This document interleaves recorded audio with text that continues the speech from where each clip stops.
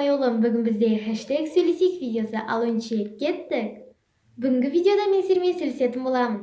Біріншіден мен сіздерге көп рахметімді айтқым келіп отыр. Себебі менің каналымда 500 тіркелуші. Бұл әрине де 100 мың, миллион емес. Бірақ та бұл мен үшін үлкен бақыт. Өздеріңіз ойлап қараңыздаршы. Сен видео сүресің, монтаждайсың, еңбектенесің, талпынасың, ал сені 500 адам қарап отырады. Жай ғана қарап қана емес, саған қолдау көрсетіп, өз пікірлерімен, ойларымен бөлісіп отырады.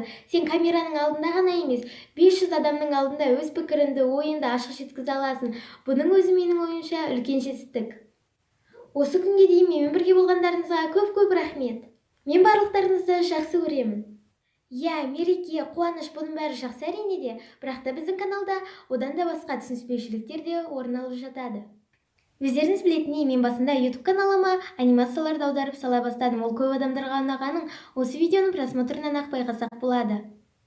Бірақ та кейбір адамдар маған жаза бастады. Сен бұл видеоны өзің жасаған жоқсың, өзің аударған жоқсың, ұрлап алдың деді. Бірақ та бәрі бұлай емес.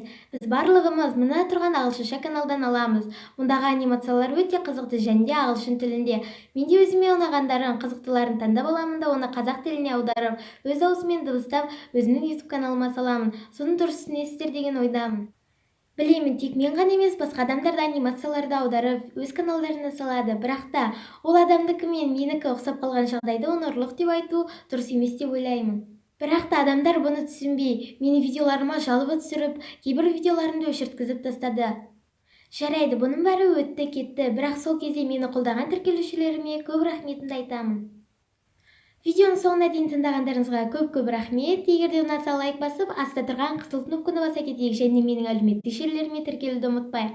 Ссылка описанияда болмақ. Ал онша қош, сау болыңыздар.